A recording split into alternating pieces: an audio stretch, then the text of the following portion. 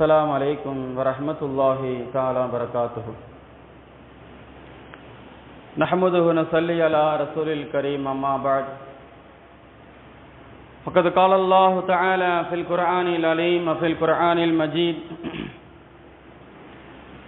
أعوذ بالله من الشيطان الرجيم. بسم الله الرحمن الرحيم.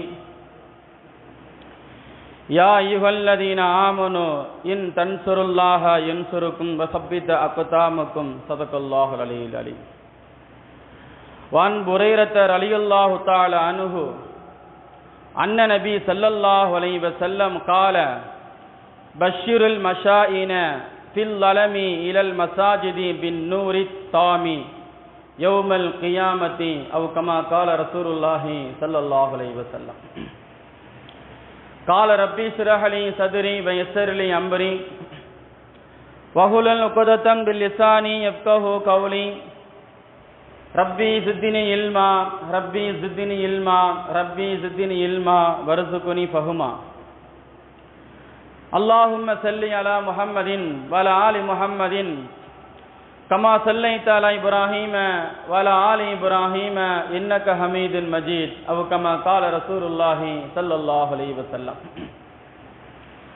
புகழ் அனைத்தும் அல்லாஹ் ஒருவனுக்கே சொந்தம். சலாத்தும் சலாமுன் எம்பெருமானார் முஹம்மது முஸ்தபா கரீம் ஸல்லல்லாஹு அலைஹி வஸல்லம் அவர்கள் மீதும், அவர்களை அப்படியே பின்பற்றி வாழ்ந்து மறைந்த சத்திய சஹாபாக்கள், தாபியீங்கள், சபா தாபியீங்கள், நல்லவர்கள், ஷஹுதாக்கள், வலிமார்கள், ஷேகுமார்கள், குத்துமார்கள், உலமா பெருமக்கள், இந்த சிறப்புமிக்க இந்த ஜும்மாவலை அமர்ந்திருக்கும் நம்முடைய அனைவர்கள் மீதும் அல்லாஹ்வுடைய கருணை எப்பொழுது நின்று நிலவட்டுமாக. ஆமீன் யா ரப்பல் ஆலமீன்.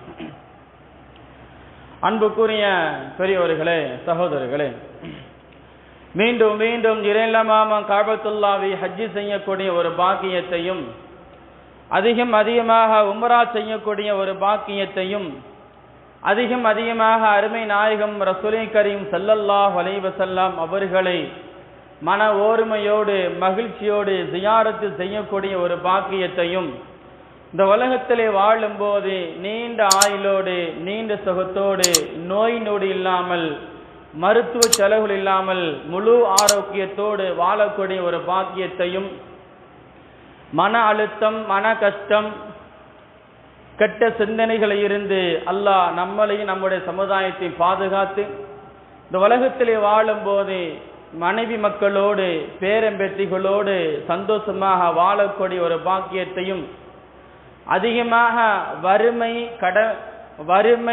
கடன் தொல்லைகளிலிருந்து அல்லாஹ் நம்மளையும் நம்முடைய சமுதாயத்தையும் அல்லாஹ் பாதுகாத்து இந்த உலகத்தை விட்டு பிரிய போகும்போது உண்மையான முஸ்லீமாக சொர்க்கவாதியாக கலிமா சொல்லி மரணிக்கக்கூடிய ஒரு பாக்கியத்தையும், கபருடைய வேதனை இல்லாமல் நாளைக்கு மறுமையில் முழு பாவங்கள் மன்னிக்கப்பட்டு பிறந்த பாலகனை போல அருமை நாயகம் ரசூலை கரீம் ஸல்லல்லாஹு அலைஹி வஸல்லம் அவருடைய துவாக்களை பெற்றுக்கொண்டு மனைவி மக்களாக பேரம்பேத்திகளாக சொந்த பந்தங்களோடு அருமை நாயகம் ரசூலை கரீம் ஸல்லல்லாஹு அலைஹி வஸல்லம் அவர்களோடு தோளோடு தோள் ஓட்டி கைகோர்த்து சொர்க்கம் செல்லக்கூடிய மக்களாக வல்லோன் அல்லாஹ் உங்களையும் உங்களுடைய குடும்பத்தார்களையும் என்னையும் என்னுடைய குடும்பத்தார்களையும் இந்த ஊர்வாசிகளையும் இந்த உலகத்திலே வாழக்கூடிய அனைத்து முஸ்லிமான ஆண்கள் பெண்களையும் அல்லாஹ் ஆக்கி அருள் புரிவானாக.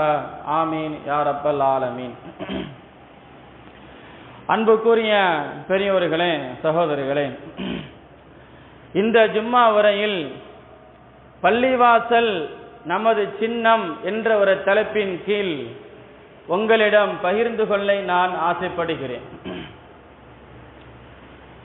அன்புக்குரிய பெரியோர்களே, சகோதரிகளே, அபூ ஹுரைரா ரலியல்லாஹு தஆலா அன்ஹு அவர்கள் அறிவிக்கக்கூடிய ஒரு ஹதீஸ். நபி ஸல்லல்லாஹு அலைஹி வஸல்லம் அவர்கள் சொல்லுகிறார்கள், எல்லா இடங்களை விட அல்லாஹ்வுக்கு மிக பிடித்தமான இடம் எது என்றால் அது பள்ளிவாசல் என்று சொல்லுகிறார்கள். அல்லாஹ்வுக்கு மிகவும் மோசமான பிடிக்காத ஒரு இடம் என்றால் அது கடைவீதி என்று சொல்லுகிறார்கள் ரசூலுல்லாஹி ஸல்லல்லாஹு அலைஹி வஸல்லம் அவர்கள். அன்புக்குரியவர்களே, பள்ளிவாசலுடைய பராமரிப்பும் பள்ளிவாசலை நாம் பாதுகாக்க வேண்டிய ஒரு இக்கட்டான ஒரு சூழ்நிலை நம்ம எல்லாம் அமர்ந்து கொண்டிருக்கிறோம். அன்புக்குரியவர்களே, அருமை நாயகம் ரசூலே கரீம் ஸல்லல்லாஹு அலைஹி வஸல்லம் காலத்துக்கு முன்பதாக நபி இப்ராஹிம் அலைஹிஸ்ஸலாம் அவர்களால் கட்டப்பட்ட கஅபத்துல்லாவை அபுரஹா என்று சொல்லக்கூடிய ஒரு கொடுங்கோலன் யானை படையோடு அந்த கஅபத்துல்லாவை அழிப்பதற்கு முன்வந்தான்.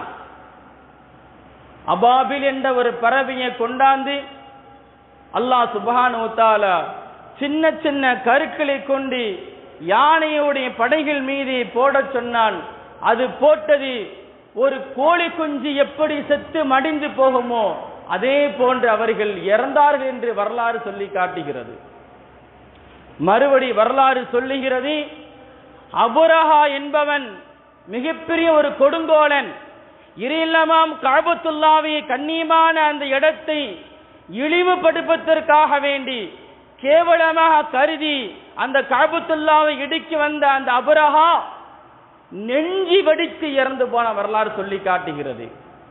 இன்றைக்கு இந்தியா நாட்டிலே வாழக்கூடிய ஒவ்வொரு நபர்களும் கிட்டத்தட்ட எல்லா நாடுகளை விட இந்தியாவுடைய திருநாட்டில தான் ஏராளமான பள்ளிவாசல்களும் ஏராளமான மதரசாக்களும் ஏராளமான தர்காக்களும் இருந்து கொண்டிருக்கிறது. இந்த அபுரஹா கஅபத்துல்லாவை இடிப்பதற்கு முன்வந்தானோ அதே போன்று அபுரஹா என்று சொல்லக்கூடிய கொடுங்கோலன் எப்படி நெஞ்சி வெடித்து இறந்து போனானோ அதே மாதிரி இன்றைக்கு இந்தியா திருநாட்டில் இருக்கக்கூடிய நம்மளுடைய சின்னமான பள்ளிவாசலை இடிப்பதற்கு யாரெல்லாம் தயாராக இருந்து கொண்டிருக்கிறார்களோ இடித்து விட்டார்களோ அவர்களை அனைவர்களுமே அல்லாஹ் சுப்ஹானஹு வ தஆலா அபுரஹா எப்படி நெஞ்சி வெடித்து இறந்து போனானோ அதே போன்று இன்று வரைக்கும் பள்ளிவாசலை இடிக்க துடிக்கிற கைவர்களை அல்லாஹ் நெஞ்சி வெடித்தவர்களை மரணிக்க செய்வானாக. ஆமீன். பள்ளிவாசல் என்பது ஒரு சின்னம், நம்மளுக்கு வழங்கப்பட்ட மிகப்பெரிய ஒரு சின்னம். ரசூலுல்லாஹி ஸல்லல்லாஹு அலைஹி வஸல்லம் அவர்கள் மக்காவில் இருந்து மதீனாவுக்கு வந்தார்கள். மதீனாவுக்கு வந்த உடனே அல்லாஹ்வை வணங்குவதற்காக வேண்டி ஒரு இல்லம் கட்டப்பட்டது. பொதுவாகவே பள்ளிவாசல் என்றால் தொழுகைக்கு மாத்திரம் பள்ளிவாசல் அல்ல. தொழுகைக்கு மாத்திரம் பாங்கு சொல்வதற்கு மாத்திரம் பள்ளிவாசல் அல்ல. நபி ஸல்லல்லாஹு அலைஹி வஸல்லம் அவர்கள் சொல்லுகிறார்கள், பள்ளிவாசல் என்பது ஒரு மனிதனுக்கு நிம்மதியை ஏற்படுத்தும். பள்ளிவாசல் என்பது ஒரு மனிதன் கடனாளியா இருக்கிறானா அந்த கடனை போக்கக்கூடிய இடமா இருக்கிறது பள்ளிவாசல். ஒருவனுக்கு திருமணம் முடிக்க முடியவில்லை, கஷ்டத்தில் இருக்கிறானா அவனுக்கு திருமண வாய்ப்பை ஏற்படுத்தி கொடுக்கக்கூடியது பள்ளிவாசல். ஒரு சமூகத்தை ஒற்றுமையாக ஏற்படுத்தக்கூடிய ஒரு இடம் பள்ளிவாசல். ஏழையா இருக்கக்கூடியவன் பணக்காரன் ஆக வேண்டுமா அது ஆக்கக்கூடியது பள்ளிவாசல். என்னுடைய குடும்பத்தில் இருக்கிற அனைத்து பிரச்சனைகளும் தீர்வாக வேண்டுமா தீர்வாகக்கூடிய ஒரு இடம் பள்ளிவாசல்.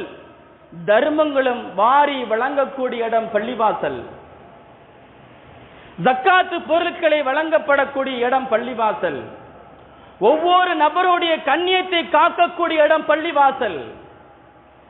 ஒவ்வொரு நபர்களுக்கும் சம உரிமைகள் வழங்கப்படக்கூடிய இடம் பள்ளிவாசல். இப்படியாக ஏராளமான கண்ணியத்தை நபி ஸல்லல்லாஹு அலைஹி வஸல்லம் அவர்கள் நம்மளுக்கு சொல்லித் தருகிறார்கள். பள்ளிவாசல் என்பது நம்மளுடைய சின்னம், நம்மளுக்கு வழங்கப்படக்கூடிய ஒரு சின்னம். நம்ம வீட்டில் ஏதாவது ஒரு குறைகள் வந்தா கவலைப்படுவோம். அழகான வீடு, கோடிக்கணக்கில் பணங்காசுகளை போட்டு வீட்டை கட்டி இருக்கிறோம், ஏதோ ஒரு தெரிப்பு ஏதோ ஒன்று ஆகிவிட்டது என்றால் நம்முடைய மனம் கொஞ்சம் கவலைப்படுகிறது. அதற்கு சீர் செய்ய என்ன எல்லாம் செய்ய வேண்டுமோ எல்லாமே நாம் எல்லாம் செய்கிறோம்.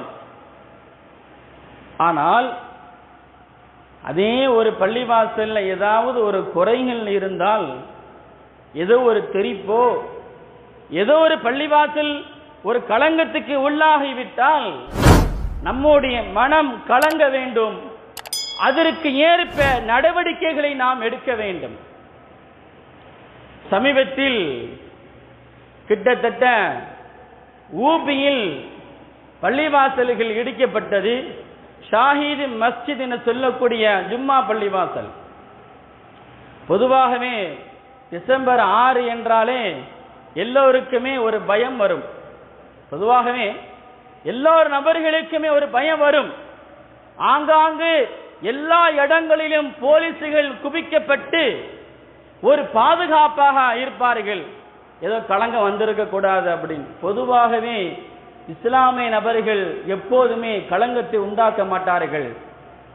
எப்போதுமே ஊர் மத்தியில் வந்து எப்போதுமே களங்கத்தை உண்டாக்க மாட்டார்கள். சமூக ஒற்றுமையைத்தான் உண்டாக்குவார்கள். ரசூலுல்லாஹி ஸல்லல்லாஹு அலைஹி வஸல்லம் அவர்கள் சொல்கிறார்கள், உஸ்மான் ரலியல்லாஹு தஆலா அன்ஹு அவர்கள் மதீனாவிலே ஒரு பள்ளிவாசல் கட்ட வேண்டும், அதனுடைய கண்ணியத்தை காக்க வேண்டும் என்ற ஒரு ஆசையோடு உஸ்மான் ரலியல்லாஹு தஆலா அவர்கள் முன் வந்தார்கள். அங்கு உள்ள மக்கள் அனுமதிக்கல, யாருமே அனுமதிக்கல. பள்ளிவாசல் கட்டாதீங்க போங்க அப்படின்ட்டு விரட்டி விட்டாங்க.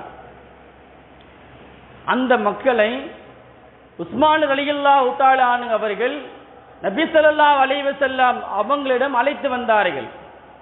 அழைத்து வரும்போது உஸ்மான் ரலியல்லாஹு தஆலா சொல்றாங்க, யா ரசூலல்லாஹ், எனக்கு ஒரு ஆசை, மதீனாவிலே ஒரு இடத்திலே பள்ளிவாசல் கட்டி அதற்கு கண்ணியத்தை நான் காக்க வேண்டும், எல்லா நபர்களும் பள்ளிவாசல் வந்து தொழுக வேண்டும், அந்த தொழுகை மூலியமா அவர்களுக்கு நிறைய மன நிறைவுகள் பெற வேண்டும் என்ற ஒரு ஆசை எனக்கு உள்ளது யா ரசூலல்லாஹ் என்று உஸ்மான் ரலியல்லாஹு தஆலா அவர்கள் சொல்லும் போது ரசூலுல்லாஹி ஸல்லல்லாஹு அலைஹி வஸல்லம் சொன்னார்கள், யார் பள்ளிவாசல் கட்டுவதற்காக வேண்டி அனுமதி கொடுக்கிறார்களோ, யார் பள்ளிவாசல் கட்டுவதற்காக இடத்தை கொடுக்கிறார்களோ, நாளைக்கு மறுமையில் அவருக்கு சுவனத்தில் ஒரு மாளிகை ஒன்று கட்டப்படும் என்று சொன்னார்கள் ரசூலுல்லாஹி ஸல்லல்லாஹு அலைஹி வஸல்லம் அவர்கள். இந்த செய்தியை கேட்டவுடனே அங்குள்ள மக்கள் எல்லா நபர்களுமே உஸ்மான் ரலியல்லாஹு தஆலா அவங்கள்ட்ட வந்து, உஸ்மான் அவர்களே, நீங்கள் பள்ளிவாசல் கட்டிக்கோங்க, தாராளமா கட்டுங்க, நாங்க எதுவும் பண்ண மாட்டோம், இடத்த கொடுத்தாச்சு, எல்லாமே பண்ணியாச்சு, நாளைக்கு சொர்க்கத்தில் எங்களுக்கு மாளிகை கிடைக்குது, அது போதும் அப்படின்ட்டாங்களாம். அந்த அளவுக்கு பள்ளிவாசலுடைய கண்ணியங்கள் காக்கப்பட்டது. இன்னைக்கு நம்மளுடைய சுயநலத்துக்காக வேண்டி இன்னைக்கு பள்ளிவாசலை, தர்காக்களை, மதரசாக்களை பறிகொடுத்து கொண்டு இருக்கிறோம். கிட்டத்தட்ட 3000 பள்ளிவாசல்கள் இடிப்பதற்கு தீர்மானம் செய்திருக்கிறார்கள். இந்தியாவில் ஆளக்கூடிய மத்திய அரசு, பாஜக அரசு 3வது முறையாக அடியெடுத்து வருகிறது.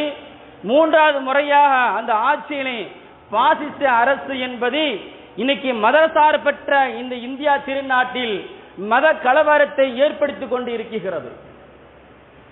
செய்திகளில் பார்க்கிறோம் அல்லவா, ஒவ்வொரு இடங்களிலும், ஒவ்வொரு ஊபி போன்ற வடநாடுகளில் பள்ளிவாசல் என்பது வக்ஃப் சொத்தா இருந்தாலும் அது கோயில் சொத்து என்று சொல்கிறார்கள். கிட்டத்தட்ட அந்த இடத்தில் பழைய கோயில் ஒன்று இருந்துச்சு, அதனால தான் நாங்கள் பள்ளிவாசல் இடிக்க போறோம் என்று இன்னைக்கு நிறைய இடங்களில் பள்ளிவாசல்கள் தரமட்டமாக ஆக்கப்படுகிறது.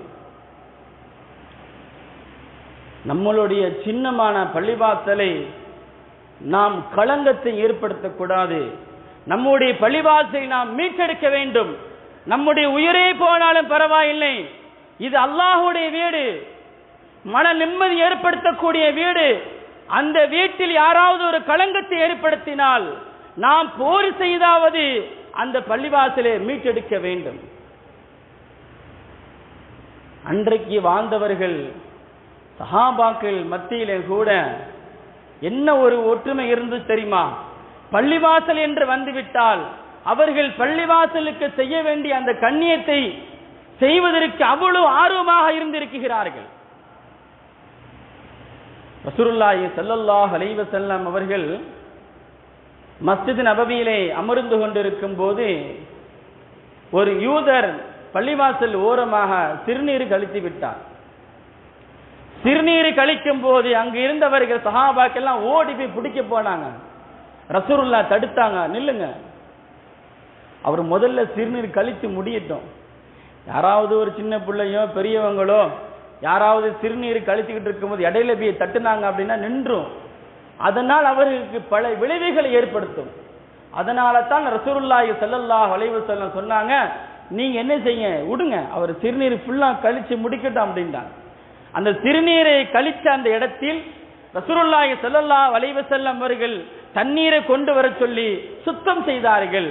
பின்காலத்தில் எந்த இடத்தில் பள்ளிவாசல் நஜீசாக்கினார்களோ அதே ஒரு நபர் இஸ்லாத்துக்கு வந்து மிகப்பெரிய ஒரு புரட்சியை உண்டாக்கினார். அதனால தான் அல்லாஹ் சுப்ஹானஹு வ தஆலா திருமறையிலே சொல்லுவான், வ அன்னல் மஸ்ஜிதுலில்லாஹி ஃபலா ததுஉ மஅல்லாஹி அஹதன், பள்ளிவாசல் அல்லாஹ்வுக்கு உரியது, எனவே அல்லாஹ்வை மட்டும் நீங்கள் அழையுங்கள், வேற யாரையும் நீங்கள் அழைக்காதீர்கள்.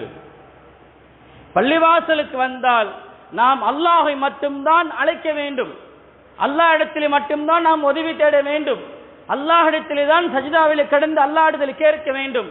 அதனால் அல்லாஹ் சொல்றான், என்னோட இல்லத்தை யாரு கண்ணியப்படுத்துகிறார்களோ, என்னோட இல்லத்தை யார் உயர்வாக நினைக்கிறார்களோ அவர்களை நான் உறைவாக நினைக்கிறேன், அவருடைய கண்ணியத்தை நான் உயர்த்துகிறேன் என்று அல்லாஹ் சுப்ஹானஹு வ தஆலா சொல்லி காட்டுகிறான். ரசூலுல்லாஹி ஸல்லல்லாஹு அலைஹி வஸல்லம் அவர்கள் சொன்ன ஒரு ஹதீஸை புரைதா ரலியல்லாஹு தஆலா அவர்கள் அறிவிக்கிறார்கள்.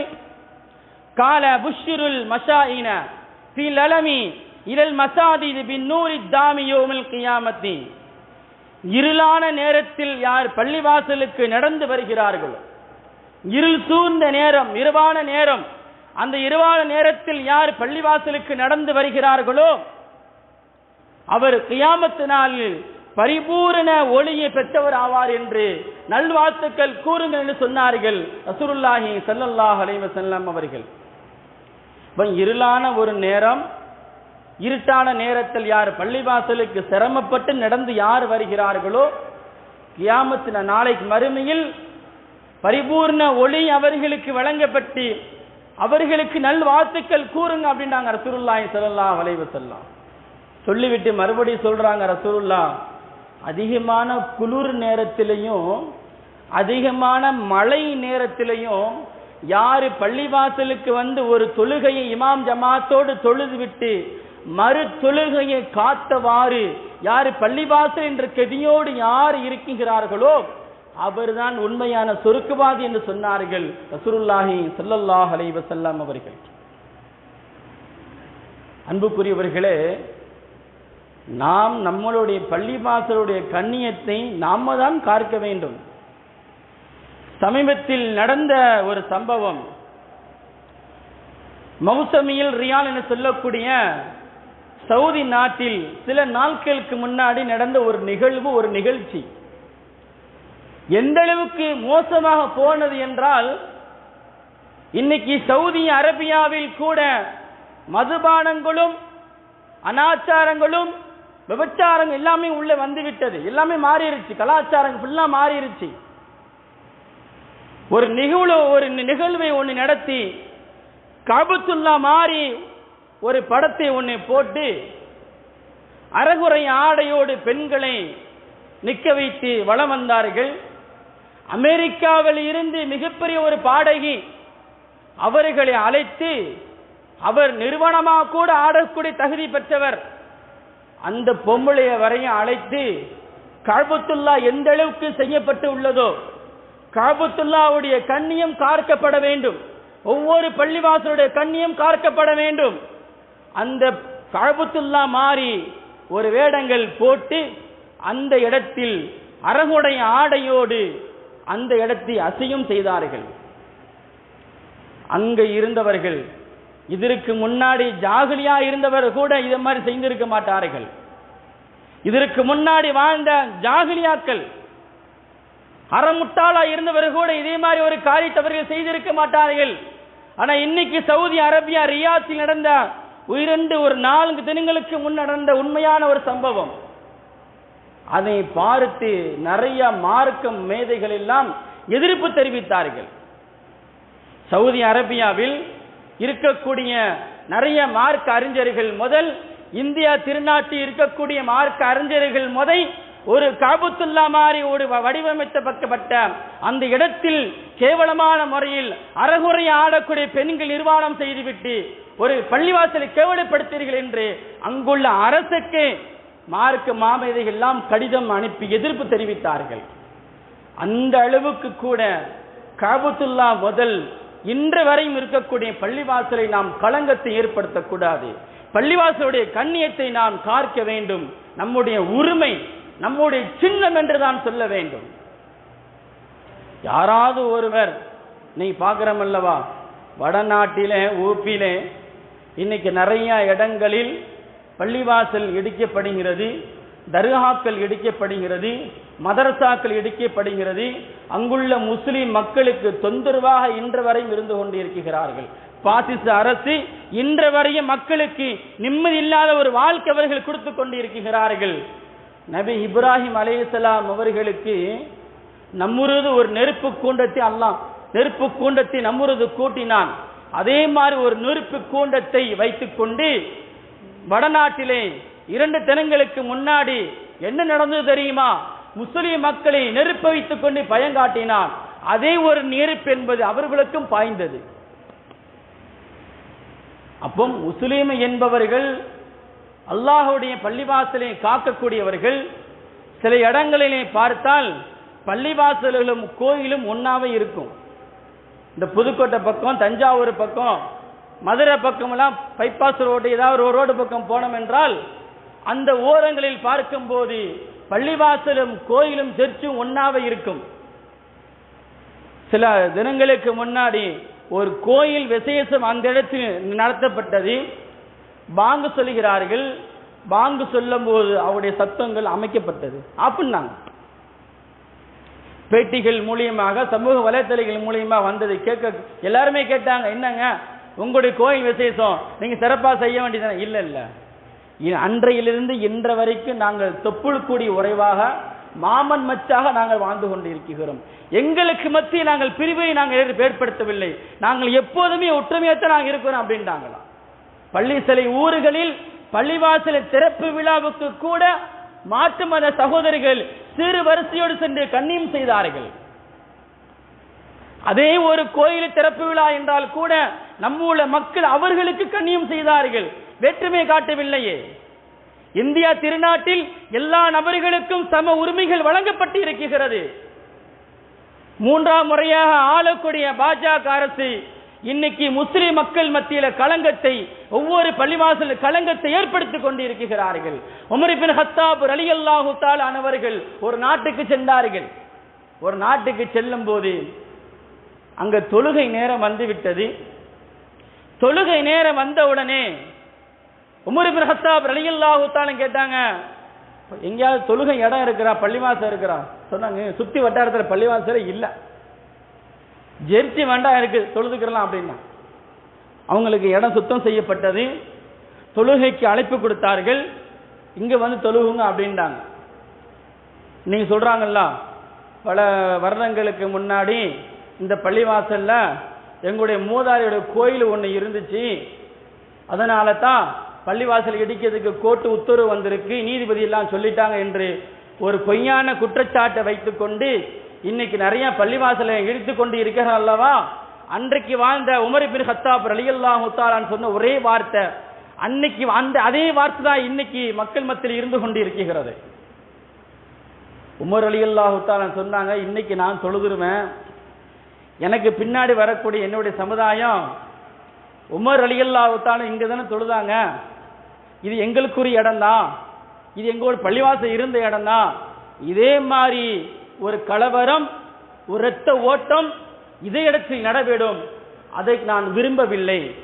உங்களுக்கென்று சம உரிமைகள் வழங்கப்பட்டு இருக்கிறது, இது உங்களுக்குரிய ஒரு சர்ச்சை, நீங்க உங்களுடைய கடவுளை நீங்கள் வணங்குறீங்க, அதை நான் வந்து தொழுது உங்களுக்கு இடைஞ்சலாக இருந்து ஒரு சமூகத்தை பிரிக்கக்கூடிய அளவுக்கு நான் ஆளாகிவிட்டேன் என்றால் நாளைக்கு மறுபடி நான் குற்றவாளியாக நான் ஆகிவிடும் என்று உமர் இப்னு கத்தாப் ரலியல்லாஹு தஆலா பயந்தார்கள், சொல்லி காட்டினார்கள்.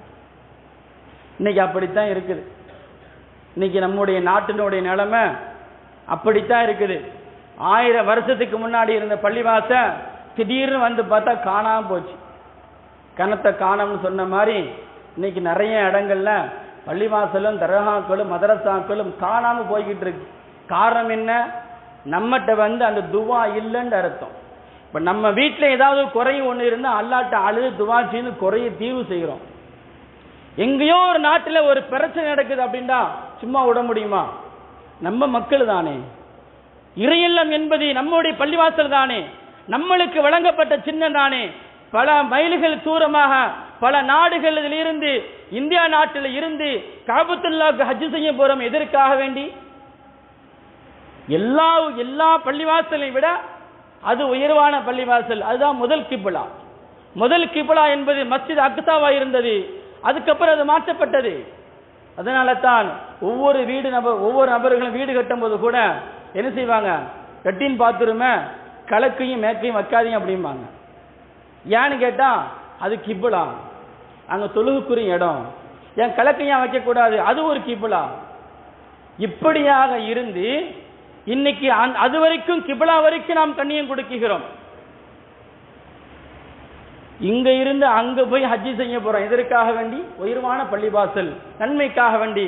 கண்குள்ளா காட்சி. அதை பார்க்கும் போது எல்லாம் நம்முடைய உடம்புலாம் நடுங்குது, கண்ணீர் வருது. அப்போ பள்ளிவாசல் என்பது எல்லா பள்ளிவாசலுமே கண்ணியமாக்கப்பட வேண்டிய பள்ளிவாசல் தான், உயர்வாக பார்க்க வேண்டிய பள்ளிவாசல் தான். அதே மாதிரி எங்கேயோ ஒரு நாட்டில் எங்கேயோ ஒரு ஊரில் பள்ளிவாசல் இடிக்கப்படுது என்றால் நாம் சும்மா விடக்கூடாது. அல்லாஹ்ட்ட கேட்கணும். போர் செய்ய முடியாது, பல பிரச்சனைகள் வந்துருது. என்ன ஒரு ஆர்ப்பாட்டம் பண்ணாலும் சரி, என்ன ஒரு தீர்வு செஞ்சாலும் சரி, ஒண்ணு நடக்க போறதில்ல.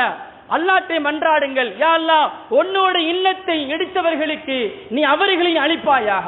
அபரஹாவை எப்படி நெஞ்சு வெடித்து எப்படி இறந்தானோ யானை படையோடு, அதே மாதிரி இன்றைக்கு இருக்கக்கூடிய இந்தியா திருநாட்டில் எல்லா நாடுகளை விட இந்தியா திருநாட்டில் தான் அதிகமான பள்ளிவாசலும் மதரசாக்களும் தர்காக்களும் இருந்து கொண்டிருக்கிறது.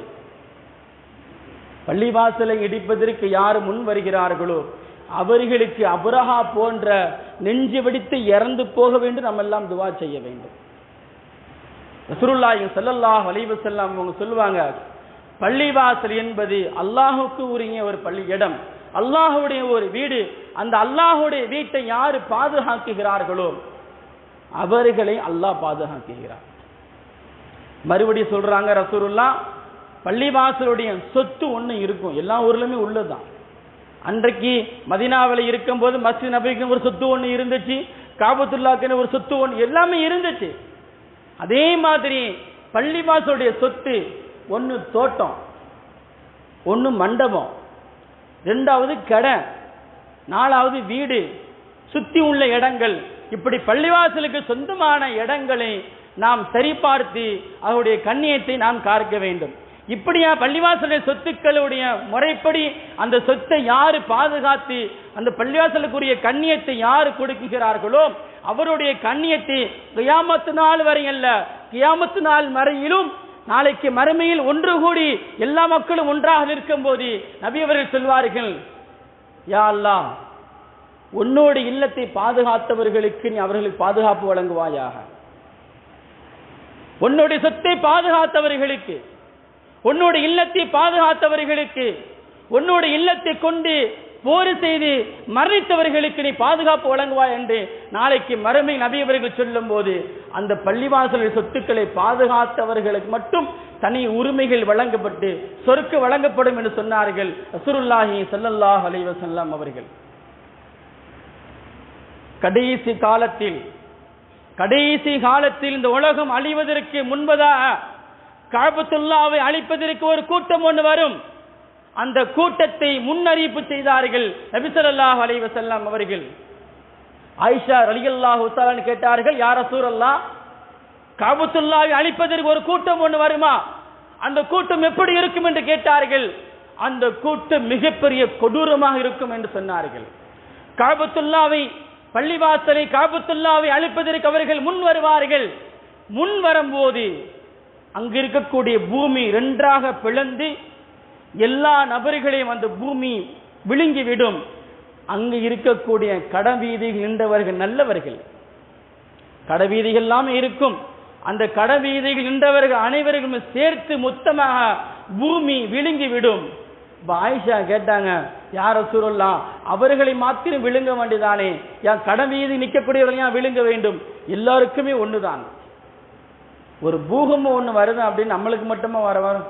அவங்களுக்கு வந்தா நம்மளுக்கு வராதா? நம்மளுக்கு வரத்தான் செய்யும். அப்போ காபத்துல்லாஹை அழிக்க வரக்கூடிய மிகப்பெரிய ஒரு கொடுங்கோலன், ஒரு மிகப்பெரிய ஒரு கூட்டம் ஒன்று வரும்போது பூமி இரண்டாக பலந்து அவர்களை விழுங்கிவிடும். நாளைக்கு மறுமையில் கேள்வி கணக்கோடு அவர்கள் எழுப்பப்படுவார்கள். எழுப்பப்படும் போது அந்த காபத்துல்லாவை இறையில்லாம காபத்துல்லாவை இடிப்பதற்கு யார் முன் வந்தார்களோ அவர்கள் மாத்திரம்தான் நரகத்துக்கு செல்வார்கள். கடவீதியில் நின்று வியாபாரம் செய்தவர்களை தவிர என்று சொன்னார்கள் ரசூலுல்லாஹி ஸல்லல்லாஹு அலைஹி வஸல்லம். அந்த அளவுக்கு கண்ணியம் காக்கப்பட்டது. தாவூத் அலைஹிஸ்ஸலாம் அவர்கள் அல்லாஹ்ட்ட கேட்டாங்களா, யா அல்லாஹ், உன்னையை வணங்குவதற்கு ஒரு இடத்தை எனக்கு ஏற்படுத்துவாயாக. எப்படி? உன்னையை வணங்குவதற்கு எனக்கு ஒரு இடத்தை ஏற்படுத்துவாயாக என்று தாவூத் அலைஹிஸ்ஸலாம் அவர்கள் அல்லாஹ்விடத்திலே துஆ செய்யும் போது தாவூத் அலைஹிஸ்ஸலாம் அவர்கள் அல்லாஹ் ஒரு இடத்தை காட்டுனா, இங்க போய் நீ தொழுவு, என்னை வணங்கு அப்படின்னு. யா அல்லாஹ், நீ ஒரு இடத்தை காட்டி உன்னை வணங்குவதற்கு எனக்கு ஒரு இடத்தை காட்டி விட்டாய், உனக்கு எல்லா புகழும் யா அல்லாஹ். மறுபடி கேட்டாங்களா, உனக்கு எப்படி நான் நன்றி செலுத்தணும் அப்படின்னாங்களாம். அல்லாஹ் சொல்லி காட்டுறான், உனக்கு தொழுகைக்கு யாவண்டி ஒரு இடத்தை காட்டின மத்தியா, அந்த இடத்துல உன்னுடைய தலையை பூமியில வைத்து அழுதவாறு சஜிதாவில் அழுதவாறு என்னிடத்தில் கேளு, உன்னுடைய தேவைகளை அனைத்து நான் பூர்த்தி செய்ய விடுவேன் அப்படின்றாங்க. அப்போ தாவூத் அலைஹிஸ்ஸலாம் அவர்கள் அல்லாஹை வணங்குவதற்கு இடம் கேட்கும் போது அல்லாஹ் பள்ளிவாசலை உருவாக்கினான். அப்போ ஒரு பள்ளிவாசல் என்பது ஒரு சமூகத்தை வழிநடத்தவும், ஒரு சமூகத்தை உருவாக்கவும், ஒரு சமூகத்தை சீர் செய்யவும், ஒரு சமூகத்தை ஒற்றுமையா வாழ செய்யக்கூடிய ஒரு இடம் பள்ளிவாசல்.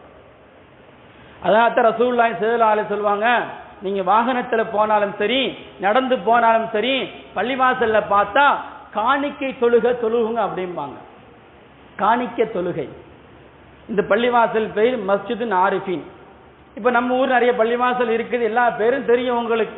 இருந்தாலும் சொல்றேன், ஒவ்வொரு ஊருக்கும் போகும்போது அந்த பள்ளிவாசலை பார்த்தால் அந்த பள்ளிவாசலுக்குரிய காணிக்கை தொழுகை நாம் தொழுக வேண்டும். அந்த காணிக்கை யாரெல்லாம், இந்த பள்ளிவாசலுடைய பெயர் மஸ்ஜிது ஆரிஃபின், இந்த பள்ளிவாசலுக்கு நான் வந்திருக்கேன், 2 ரக்காயத்து காணிக்கை தொழுகை நான் தொழுகிறேன். வெளியூருக்கு போறோம், ஒரு பள்ளிவாசலை பார்க்கிறோம், முஹைதீன் ஆண்டவர் பள்ளிவாசல் ஒன்று, ஏதோ ஒரு பள்ளிவாசல் பேரு போட்டு ஒன்று இருக்கிறது, அந்த பேரை சொல்லி அந்த 2 ரக்காயத்து காணிக்கை தொழுகும் போது அந்த பள்ளிவாசலுடைய கண்ணியம் காக்கப்படுகிறது.